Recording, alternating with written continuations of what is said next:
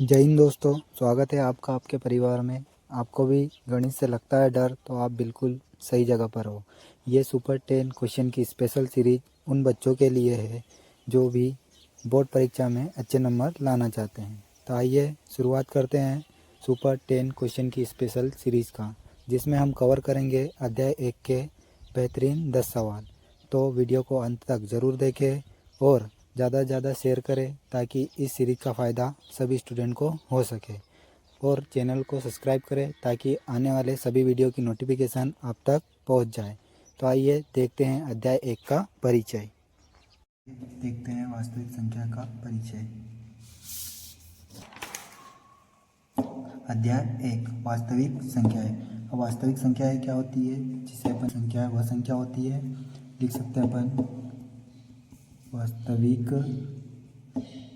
संख्या वह संख्या होती है जिसे सरल रेखा के अनुदिश प्रस्तुत की जा सकती है। वास्तविक संख्या कितनी प्रकार की होती है? लिख सकते हैं वास्तविक संख्या के प्रकार। वास्तविक संख्या के प्रकार कितने प्रकार की होती है? सबसे पहले अपन लिख सकते हैं पहला प्राकृतिक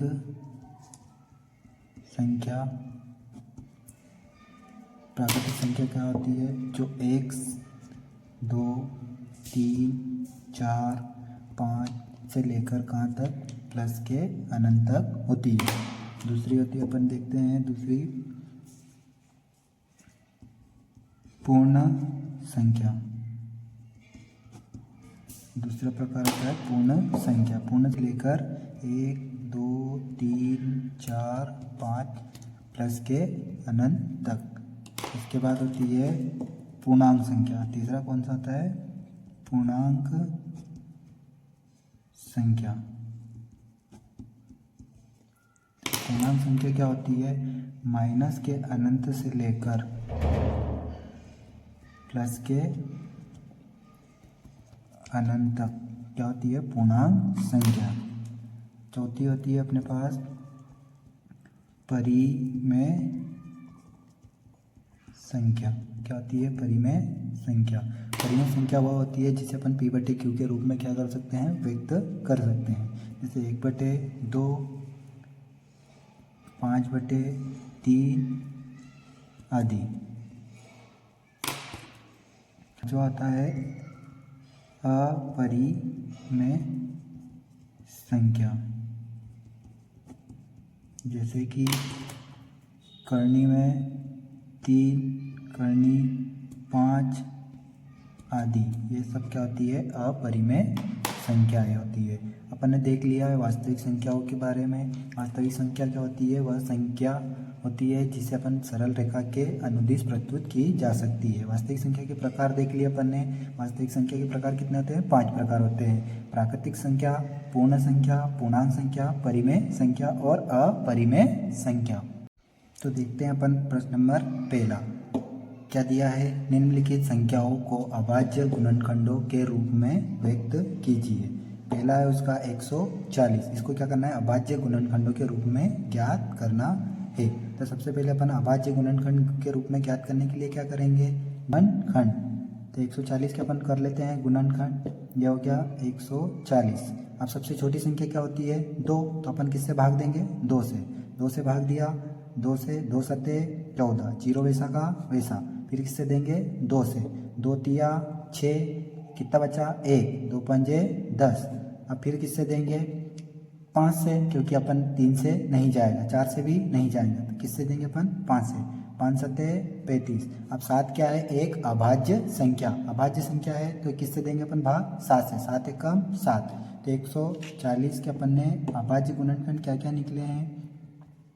140 2 इंटू 5 इंटू 7। हम जानते हैं, क्या जानते हैं कि जब भी आधार समान रहते तो घातें आपस में क्या होती है, जुड़ जाती है। तो यहाँ पर 2 की घात 1, यहाँ पर भी 2 की घात 1, तो 2 की घात 1 और 1 2 इंटू यहाँ पर कितनी है 5 की घात 1 इंटू 7 की घात 1।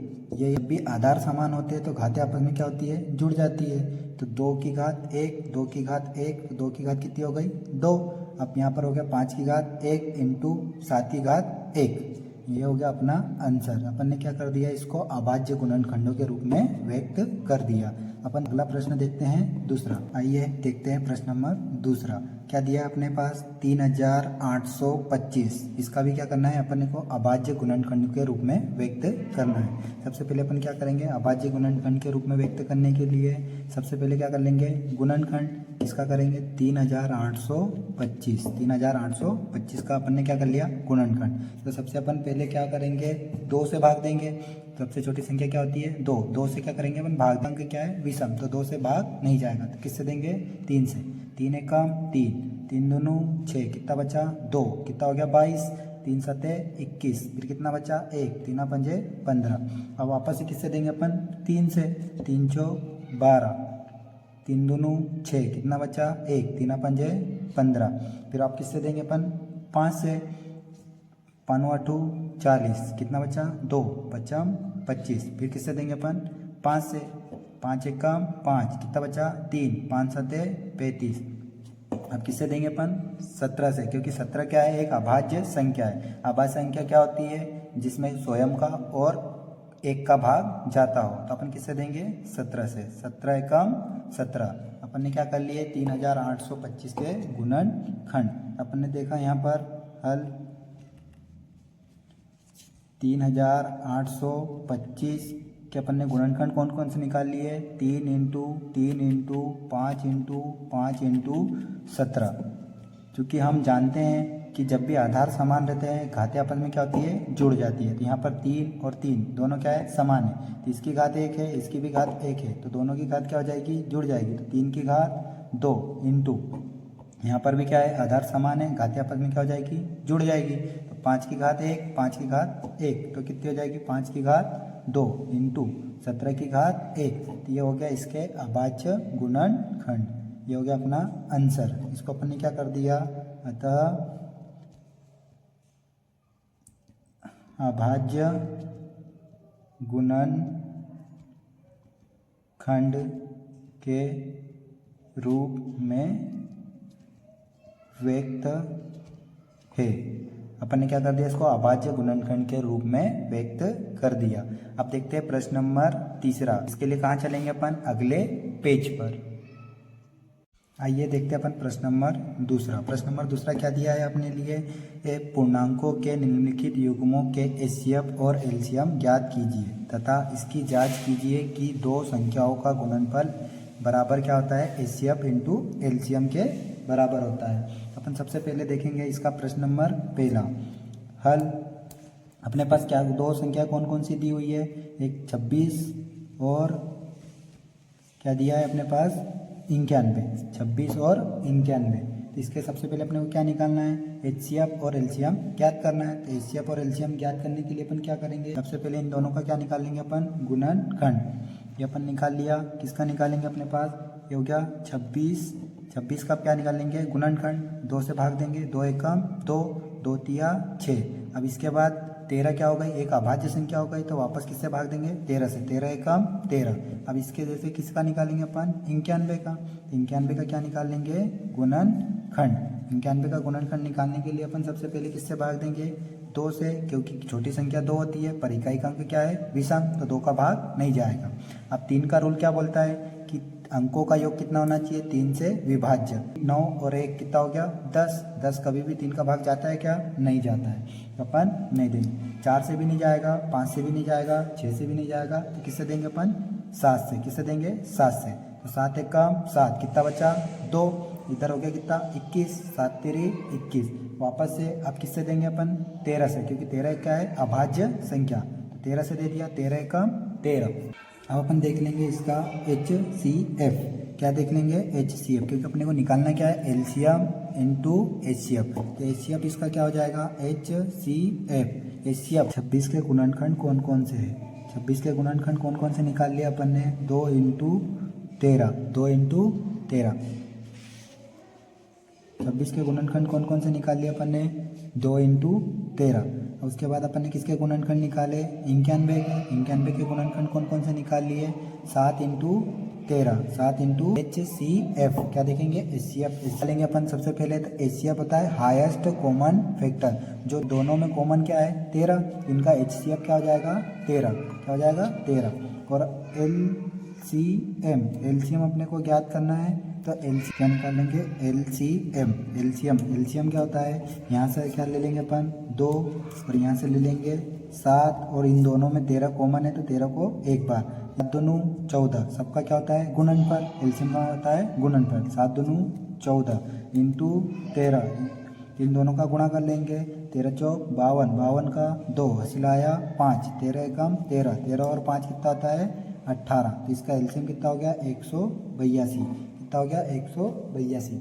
अब अपने को देखना क्या है, इसकी जांच भी करना है, क्या करना है जांच। तो जांच क्या कैसे करना है देखते हैं अपन इनकी जांच। अपने को बोला है कि एलसीएम इंटू, देखो अपन सबसे पहले लिख देंगे जांच। क्या होता है, दो संख्याओं का गुणनफल बराबर HCF इंटू एलसीएम के। तो A इंटू बी बराबर क्या होगा HCF इंटू LCM के बराबर होता है।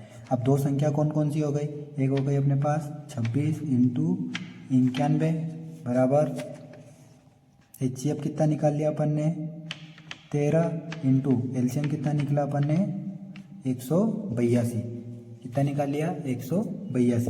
अब अपन देख लेते हैं इन दोनों का गुणा, 26 और 91 का गुणा कर लेंगे, 26 और 91 का गुणा कर लेते हैं अपन। तो 26 और 91 का पाड़ा आता है क्या, नहीं आता है। तो अपन क्या करेंगे, यहाँ पर साइड में क्या लेंगे गुणा कर लेते हैं अपन। यहाँ पे हो गया 91 इंटू क्या हो गया 26, ये हो गया 6 कम 6 नाम की 54 इंटू एक संख्या का गुणा हो गया, इंटू लगा दिया, 2 एकम 2 नाम की 18, ये हो गया। इसको सबको क्या कर लेंगे जोड़ लेंगे, 6 का 6, 4 और 2 6, 8 और 5 13, 13 की 3 सिलाया 1 और 1 2। इसका 26 इंटू 91 का गुणनफल कितना निकला अपने पास 2366। अपने को किसका देखना है आप 13 इंटू 182। अब अपन देखेंगे 13 26, 26 का 6 सिलाया 2, 13 ठी 104, 4 और 2 6, कितना हो गया 106, 106 का 6 सिलाया 10, 13 कम 13, 13 और 10 कितना हो गया 23। तो ये अपनी क्या हो गई जांच, 2366 बराबर 2366। क्या हो गया, दो संख्याओं का गुणनफल बराबर किसके होता है HCF इंटू LCM के बराबर होता है। तो यहाँ से अपना सवाल क्या होता है सिद्ध, इसको लिख देंगे अपन इति सिद्धम। प्रश्न के लिए चलेंगे कहाँ पर, अगले पेज पर। देखते हैं प्रश्न नंबर दूसरा क्या बोल रहा है। LCM और HCF क्या करना है ज्ञात करना है। LCM और HCF ज्ञात करने के लिए सबसे पहले अपन निकालेंगे 510 के क्या निकालेंगे गुणनखंड। 510 के गुणनखंड क्या क्या हो जाएंगे अपने पास, 2 से दे देंगे अपन, 2 दूनी 4, कितना बचा 1, 2 पंजे 10, कितना बचा 1, कितना हो गया 2 पंजे 10। इसके बाद वापस से किससे देंगे अपन 3 से, क्यों देंगे क्योंकि इकाई का अंक विषम हो गया, अब 2 से भाग नहीं जाएगा। किससे देंगे 3 से, 3 8 24, कितना बचा 1, 3 पंजे 15। फिर किससे देंगे 5 से दे देंगे, 5 1 कम 5, कितना बचा 3, 5 7 35। अब 17 क्या होगा एक अभाज्य संख्या, तो अपन किससे भाग देंगे 17 से, 17 1 कम 17। तो अपन ने क्या निकाल लिए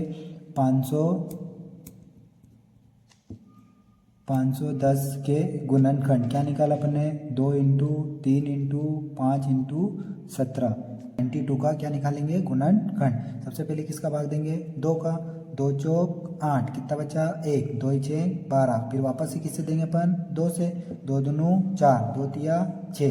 अब अपने पास 23 क्या हो गई एक अभाज्य संख्या, 23 से भाग दे देंगे, 23 से कम 23। अब लिया 92 का गुणनखंड क्या निकाल लिया 2 इंटू 23। अब अपन क्या निकालेंगे इसका HCF। HCF क्या होता है जो दोनों में कॉमन होता है, जो दोनों में कॉमन होता है। यहाँ पर देखो 2 का भाग इसमें भी जा रहा है, 2 का भाग इसमें भी जा रहा है, तो अपन क्या ले लेंगे, 2 यहाँ से भी ले लेंगे और 2 यहाँ से भी ले लेंगे, तो ये हो जाएगा 2। अब बात करते हैं LCM की। देखो यहाँ पर भी 2 है, यहाँ पर भी 2 है, तो 2 को कितनी बार लेंगे, एक बार, फिर यहाँ से 2 ले लेंगे, फिर उसके बाद यहाँ से क्या ले लेंगे, 3, फिर 5, फिर 17, फिर 23। ये क्या आ जाएगा इसका LCM। अपन देख लेंगे, 2 दूनी 4, 4 तेरी 12, 12 पंजे 60, कितना हो गया 60, इंटू कितना बचा 17 इंटू 23। अब अपने पास देख लेंगे अपन, 17 चेंग 102, 102 जीरो वैसा का वैसा इंटू 23। अब अपन क्या करेंगे, 1020 में 23 का गुणा कर देंगे, तो ये हो गया 1020 इंटू 23, कर दो गुणा, 3 शून्य 0, 3 दूनी 6, 3 शून्य 0, 3 एकम 3 हो गया, 2 शून्य 0, 2 दूनी 4, 2 शून्य 0, 2 एकम 2। सबको क्या करेंगे अपन, जोड़ देंगे, तो ये 0 का 0, 6 और 0 6, 4 और 0 4, 3 और 0 3 और 2 वैसा का वैसा। तो आंसर कितना है अपने पास 23,460। एलसीएम कितना आ गया अपने पास 23,460। पर अपने को एलसीएम के साथ साथ क्या करना है, इसकी जांच भी करना है। तो सबसे पहले अपन क्या लिख देंगे, जांच। जांच के लिए अपन क्या करेंगे, अपन जानते हैं कि दो संख्याओं का गुणनफल बराबर क्या होता है, HCF इंटू LCM के क्या होता है, बराबर होता है। HCF इंटू LCM के बराबर होता है। अब दो संख्या कौन कौन सी हो गई अपने पास, एक तो हो गई 510 इंटू दूसरी संख्या कौन सी हो गई 92 हो गई। HCF कितना निकाला अपन ने 2 इंटू LCM कितना निकला अपने पास 23,460। एलसीएम कितना निकल गया 23,460। अपन गुणा कर लेंगे, अपने पास 510 में किसका गुणा कर लेंगे अपन 92 का। 510 इंटू 92 का क्या कर लेंगे, गुणा कर लेंगे। कर लो गुणा, 2 शून्य 0, 2 एकम 2, 2 पंजे 10 इंटू हो गया 9 शून्य 0, 9 एकम 9, 9 45। तो क्या कर लेंगे अपन, जोड़ लेंगे। 0 का 0, 2 और 0 2, 9 और 0 9, 5 और 1 6 और 4 का 4। आंसर कितना आया अपने पास 46,920। अब इसके बाद अपन किसका गुणा करेंगे, HCF इंटू LCM का। तो यहाँ पर 2 शून्य 0, 2 6 12, 12 की 2 हंसी लाया 1, 2 चौक 8, 8 और 1 9, 2 तिया 6, 2 दूनी 4। तो यहाँ पर भी कितना आंसर आया 46,920। यहाँ पर दो संख्याओं का गुणनफल भी 46,920 और HCF और LCM का भी गुणा भी क्या आया 46,920। तो ये अपना सवाल क्या होता है, सिद्ध। तो क्या लिख देंगे, इति सिद्धम। ये देखते हैं प्रश्न नंबर अपन तीसरा क्या बोल रहा है, अभाज्य गुणनखंड विधि द्वारा निम्नलिखित पूर्णांकों के HCF और LCM ज्ञात कीजिए। किसके द्वारा करना है, अभाज्य गुणनखंड विधि। और इसमें पास पहला सवाल दिया हुआ है 12, 15 और 21। इसका हल सबसे पहले अपन क्या करेंगे, 12 का गुणनखंड कर लो। 2 से दे दो भाग, 2 6 12, फिर किससे जाएगा 2 से, 2 तिया 6, फिर किससे जाएगा 3 से, 3 एक कम 3। अब किसका करेंगे गुणनखंड, 15 का गुणनखंड कर लो। 15 का अब किससे जाएगा 3 से, 3 पंजे 15, फिर किससे जाएगा 5 से, 5 एक कम 5। अब किसकी बारी आ गई 21 की, 21 का गुणनखंड कर लो। सबसे पहले किससे देंगे 3 से, क्योंकि इकाई का अंक विषम में 2 से भाग नहीं जाएगा, तो किससे देंगे 3 से। 3 7 21 के। अब 7 क्या होगा, एक अभाज्य संख्या, किससे देंगे 7 से, 7 एकम 7। अपन ने सभी का क्या निकाल लिया गुणनखंड। तो 12 का गुणनखंड क्या निकले अपने पास 2 इंटू 2 इंटू 3। उसके बाद अपने पास 15 के गुणनखंड क्या निकल गए हैं 3 इंटू 5। उसके बाद 21 के गुणनखंड क्या निकल गए अपने पास 3 इंटू 7। अब यहाँ पर देखते हैं अपन क्या निकालेंगे। सबसे पहले HCF हाईएस्ट कॉमन फैक्टर, वो होता है जो तीनों में क्या हो कॉमन हो। तीनों यहाँ पर भी 3 है, यहाँ पर भी 3 है, यहाँ पर भी 3 है। 3 12 15 21, 21 का क्या हो जाएगा HCF कितना हो जाएगा 3। अब बात आती है किसकी LCM की। अब LCM निकालना है तो इससे अपन क्या ले लेंगे ये अपन ने ले लिया 2, फिर यहाँ से क्या ले लेंगे 2। अब देखो 3 यहाँ पर भी है, यहाँ पर भी, यहाँ पर भी, तो 3 कितनी बार लेंगे, एक बार लेंगे। अब यहाँ पर 5 है तो क्या ले लेंगे 5, फिर यहाँ पर कितना है 7, तो कितना ले लेंगे अपन 7। तो सभी का क्या कर देंगे गुणा, 2 दूनी 4, 4 तिरी 12, 12 पंजे 60, 60 इंटू 7। अब इसका भी गुणा कर दो, 7 42, जीरो वैसा का वैसा, तो इसका एलसीएम कितना निकल गया 420। ये उसका आंसर अपन ने क्या निकाल लिया 15 और 21 का एचसीएफ कितना निकला 3 और एलसीएम कितना निकला 420।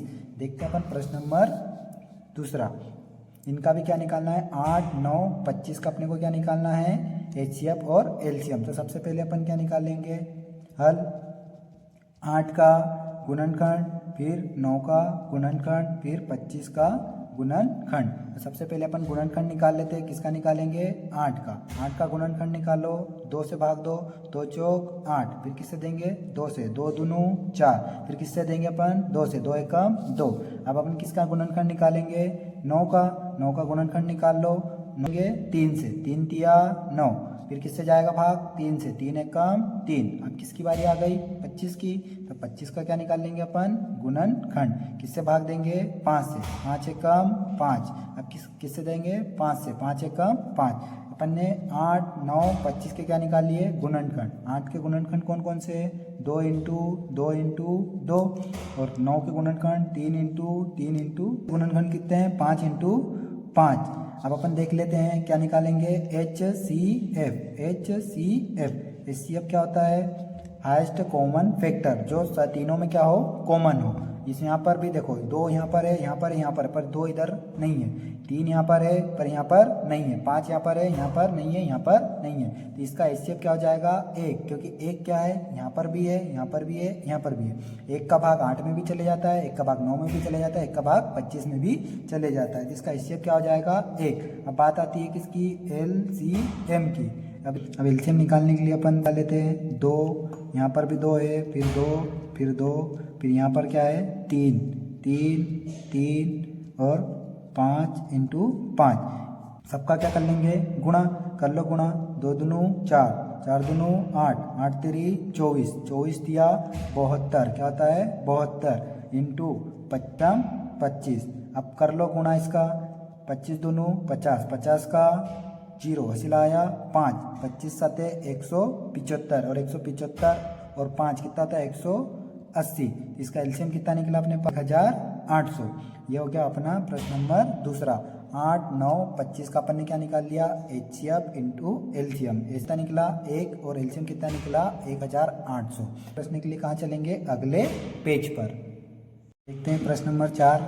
प्रश्न नंबर 4 में क्या लिखा है HCF 306, 657 का HCF कितना दिया है 9, और अपने को क्या ज्ञात करना है LCM। तो सबसे क्या दिया है सबसे पहले जो दिया है वो लिख लेते हैं HCF किसका किसका दिया है 306 और 657 का HCF कितना दिया है 9, और अपने को ज्ञात क्या करना है LCM किसका किसका ज्ञात करना है 306 और 657 का क्या ज्ञात करना है अपने को LCM ज्ञात करना है। चूँकि हम जानते हैं क्या जानते हैं कि दो संख्याओं का गुणनफल बराबर क्या होता है HCF इंटू एलसीएम के बराबर होता है।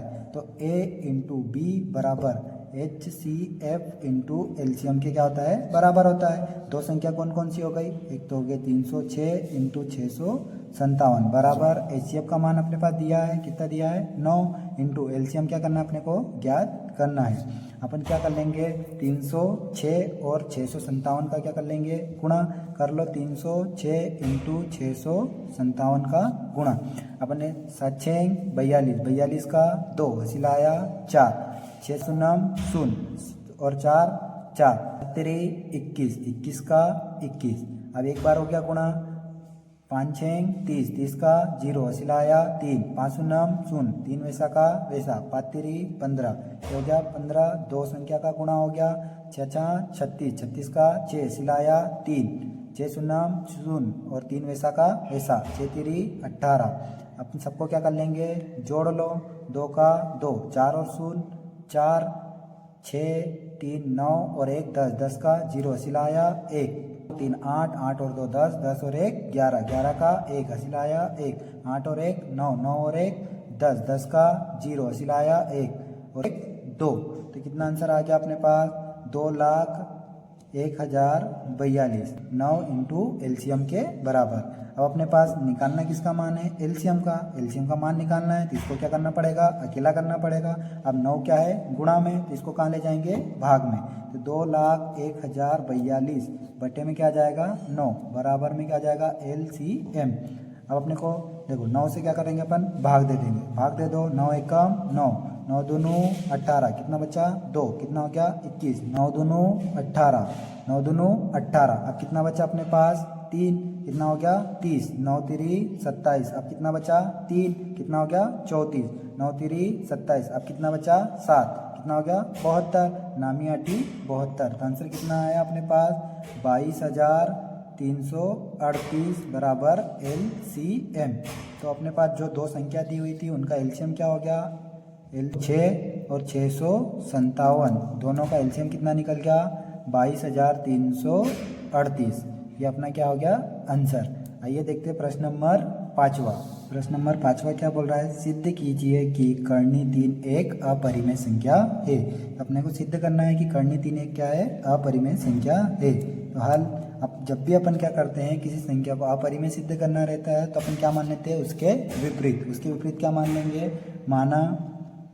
माना कि कर्णी 3 एक परिमेय संख्या है। अपन ने मान लिया कर्णी 3 क्या है? एक परिमेय संख्या है। इसलिए कर्णी 3 बराबर क्या हो जाएगा? P बटे Q के रूप में, जहाँ Q बराबर 0 नहीं होना चाहिए। Q के बराबर कभी भी 0 नहीं होना चाहिए, तथा P व Q एक सअभाज्य संख्या है, सअभाज्य है। अतः Q कहाँ पर है? भाग में। कहाँ चले जाएगा? गुणा में। तो कितना हो जाएगा? कर्णी 3 Q बराबर में P। अब देखते हैं अपन दोनों पक्षों का वर्ग करने पर। अब क्या कर देंगे? दोनों पक्षों का वर्ग लिखेंगे यहाँ पर। दोनों पक्षों का वर्ग करने पर। अपन लिख दिया दोनों पक्षों का वर्ग करने पर। तो दोनों पक्षों का वर्ग कर लेंगे। कर्णी 3 Q का वर्ग बराबर में P का वर्ग। वर्ग से कर्णी क्या हो जाती है? कट जाती है। तो बचा कितना? 3। यहाँ पर हो गया Q का वर्ग बराबर में P का वर्ग बराबर 3 काय में है? गुणा में। तो कहाँ चले जाएगा? Q का वर्ग बराबर में P का वर्ग बटे में 3। गुणा से कहाँ चले गया? भाग में। क्योंकि अपन बोल सकते हैं जब 3 P के वर्ग को क्या कर रहा है? विभाजित कर रहा है। क्योंकि 3 P के वर्ग को विभाजित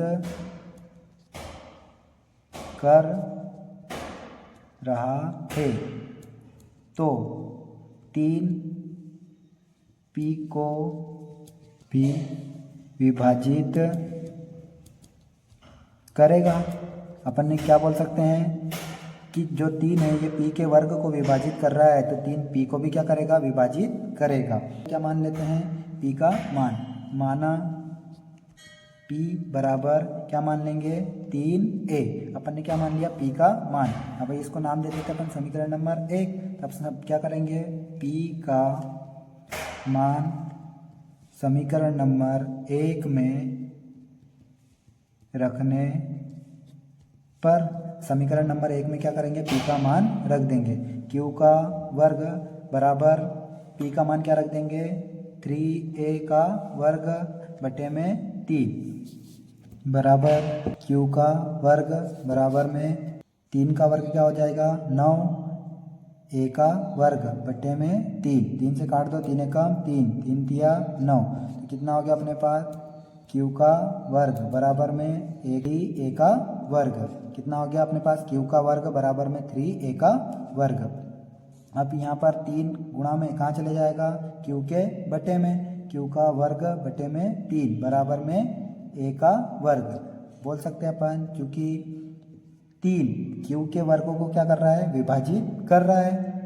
3 क्यू के वर्ग को विभाजित कर रहा है तो 3Q को भी विभाजित करेगा, क्योंकि 3Q के वर्ग को यदि विभाजित कर सकता है तो 3 किसको Q को भी विभाजित करेगा। अतः 3 P को विभाजित कर रहा है, 3 Q को भी विभाजित कर रहा है। अतः Q और P में कम से कम एक उभयनिष्ठ गुणनखंड 3 है। अतः हमने जो माना था वह गलत है। अपने जो कल्पना की थी, जो अपने माना था, क्या माना था अपने पास? माना कि कर्णी 3 एक परिमेय संख्या है। तो हम कह सकते हैं कि कर्णी 3 एक अपरिमेय संख्या है। इससे अपन क्या सिद्ध कर सकते हैं? क्योंकि P और Q में क्या है, दोनों में उभयनिष्ठ गुणनखंड क्या है? 3 है, जो दोनों को क्या कर रहा है? ये विभाजित कर रहा है। जिससे अपन ने जो माना था कि क्या है, परिमेय संख्या है, तो वो क्या है? गलत है। अतः हम कह सकते हैं कि कर्णी 3 क्या है? एक अपरिमेय संख्या है। अगले कहाँ चलेंगे? अगले पेज देखते हैं अपन इस अध्याय का लास्ट प्रश्न। सिद्ध कीजिए कि 7 कर्णी में 5 एक अपरिमेय संख्या है। इसको भी अपन वैसे ही करेंगे जैसे अपन ने पिछले 2 सवाल किए थे। हल सबसे पहले क्या करेंगे? अपन मान लेंगे। मानेंगे क्या? अपरिमेय संख्या। जब भी सिद्ध करना रहता है तो क्या मान लेते हैं? परिमेय संख्या। माना कि 7 कर्णी में 5 एक परिमेय संख्या है। इसलिए 7 करने में 5 बराबर किसके बराबर होगा? A बटे B के, जहाँ B बराबर 0 नहीं होना चाहिए। A व B दोनों अभाज्य है। अपन इतना मान लिया। 7 करनी में 5 बराबर A बटे B के बराबर अपन ने मान लिया। क्या है ये? A बटे B क्या है? परिमेय संख्या। अब 7 काय में है? गुणा में। कहाँ चले जाएगा? भाग में। करनी में 5, 7 गुणा का कहाँ चले गया? भाग में। तो A बटे का 7 B, क्योंकि A व B तथा 7 तीनों पूर्णांक है। A व B तथा 7 तीनों क्या है? पूर्णांक है। इसलिए A बटे में 7 B एक क्या है? परिमेय संख्या है। क्या है? परिमेय संख्या है। अतः करनी 5 अपरिमेय संख्या, A बटे में 7 B क्या हो गई? परिमेय संख्या। अतः परिमेय संख्या कभी भी अपरिमेय संख्या के बराबर नहीं हो सकती है। अतः हम कह सकते हैं कि हमने जो माना था वो क्या था? असत्य था। अतः हमने जो माना था वह असत्य है। इससे यह सिद्ध होता है कि 7 करनी में 5 एक अपरिमेय संख्या है। उम्मीद करता हूँ दोस्तों आपको ये वीडियो पसंद आया होगा, और यदि वीडियो पसंद आया है तो ज़्यादा से ज़्यादा शेयर करें ताकि इस सीरीज़ का फ़ायदा सभी स्टूडेंट को हो सके, और चैनल को सब्सक्राइब करें ताकि आने वाले सभी वीडियो के नोटिफिकेशन आप तक पहुंच जाए। आज के लिए इतना ही, मिलते हैं अगले वीडियो में। जय हिंद।